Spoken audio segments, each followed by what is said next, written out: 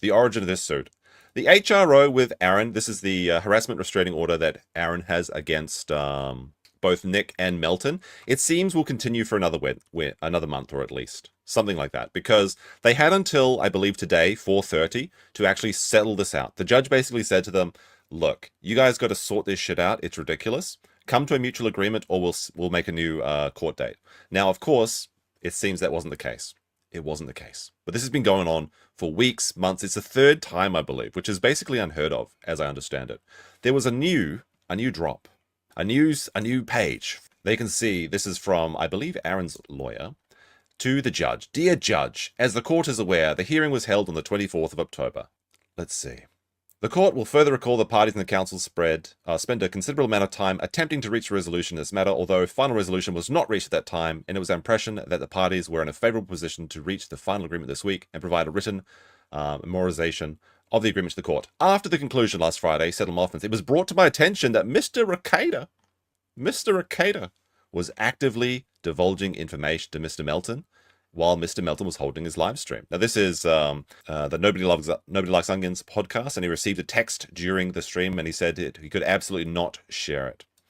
The podcast was titled The NLO Special, Morning Friday Court Report. Further, while the parties were diligently trying to resolve this matter, Mr. Rekieta drew a doodle. Oh my goodness, the doodles in court.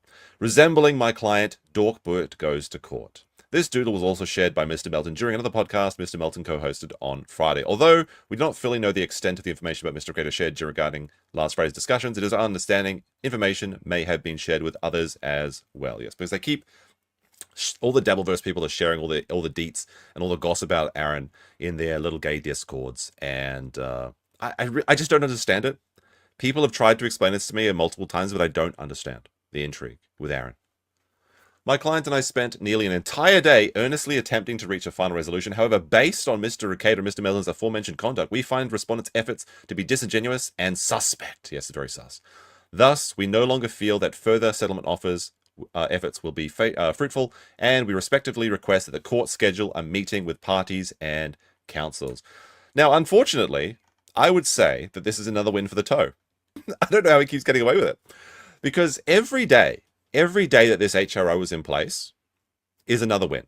Because it's another chance for Nick to violate this order. And if he violates an HRO, most likely that'll break his probation and he'll have to go to jail.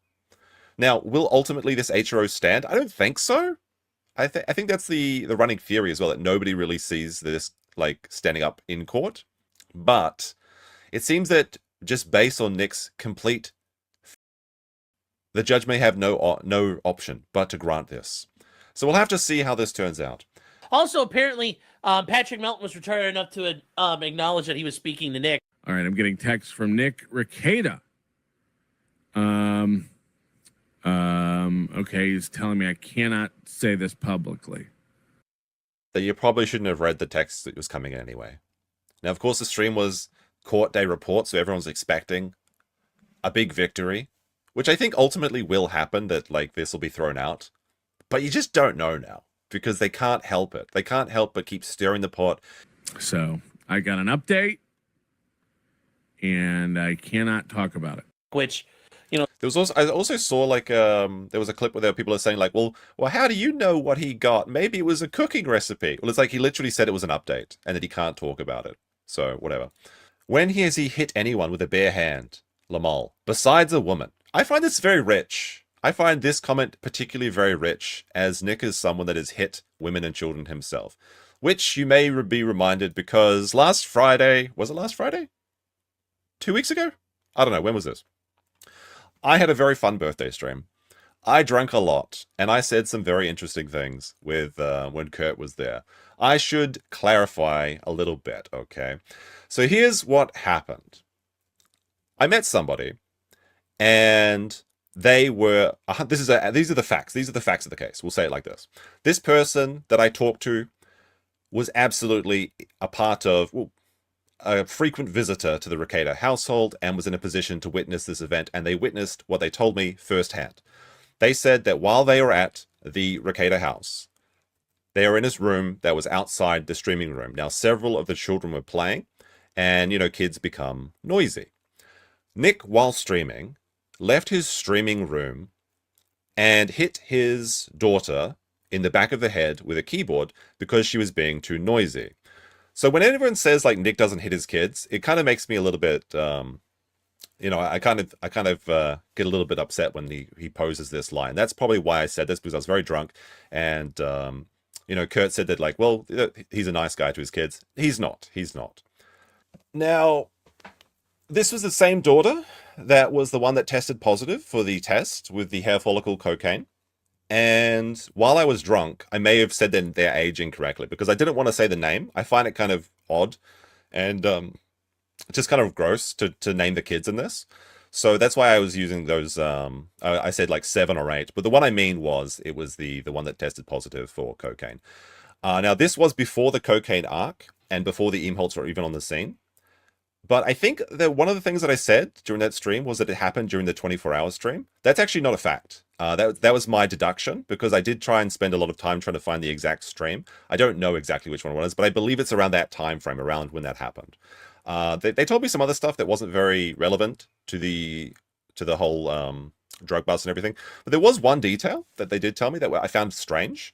And I kind of hinted about this. And I think I think I leaked out enough that the chat could tell what I was talking about the domestic abuse and also the not living under the stairs, but there's like a toy room that the Rekieta household has, and the daughter that was hit, the daughter that tested positive for cocaine, sometimes she would sleep alone in this toy room. And I think it was under a staircase, but I'm not entirely sure because I kind of joked around at the time and said, like, what, you mean like a Harry Potter situation? And the person that I was talking to was like, yeah, kind of like that. Now, to be clear, I don't think this is because of like they're abusing their daughter and throwing her in this cupboard and locking her in or anything. I think that maybe she's just like, maybe like kids sometimes like to have little adventures or whatever and like sleep in the lounge and build a fort and things like that. Maybe it's like that.